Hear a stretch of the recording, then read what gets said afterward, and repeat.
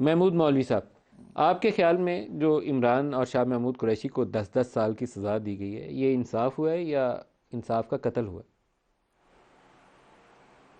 देखिए, मैं ये नहीं कहूँगा कि इंसाफ का कत्ल हुआ है। उसकी वजह ये है कि ये तो अभी ट्रायल कोर्ट ने फैसला दिया है, ये अभी काफ़ी आगे जाएगा, हाई कोर्ट में जाएगा, सुप्रीम कोर्ट में जाएगा।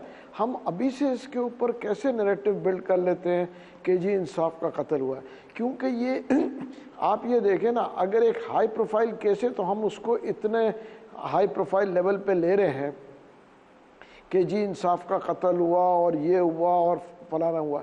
आप मुझे बताएं, एक नॉर्मल आदमी को जब सज़ा होती है उसके बाद भी वो भी जाके हाई कोर्ट में छूट जाता है। हाई कोर्ट और सुप्रीम कोर्ट इसका फैसला करेगी ना। देखिए, एक चीज़ तो मान ले कि ये डिले करने के टैक्टिक्स डिले तो कर रहे थे ना। देखिए, इसको जो भी केस हो उसको जल्द से जल्द फैसले होने चाहिए।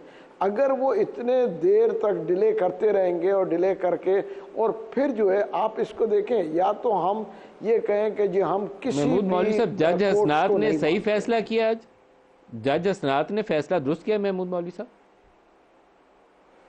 देखिए, मैं ये कहूँगा कि जज ने जो फैसला किया है वो सोच समझ के किया ना। या तो आप उसको जज माने, हम कहेंगे कि ये हमारे अदालतों के जज है।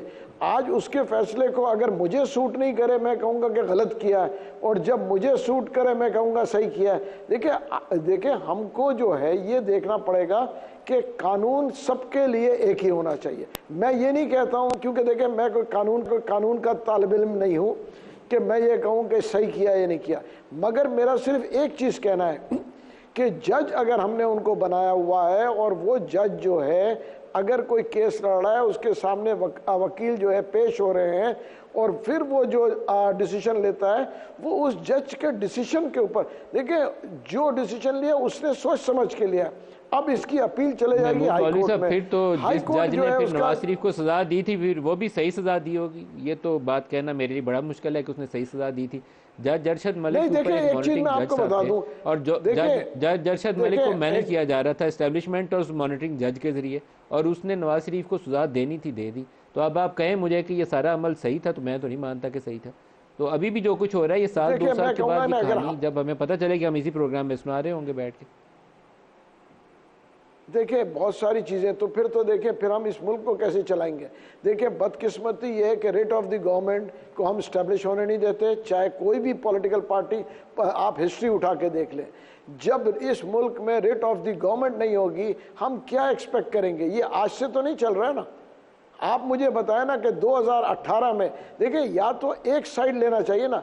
2018 में जब PMLN के साथ हुआ तो PTI वाले तो बड़े मिठाइयाँ बांट रहे थे। अब प्रॉब्लम ये, जब अगर उनके साथ होता है तो आप कहते हैं कि जी ज्यादती हुई। पीपल्स पार्टी के साथ जब हुआ था तो देखें, ये हम सारे पॉलिटिकल पार्टीज को ब्रेक करीब आ गया जी, ब्रेक ले लें।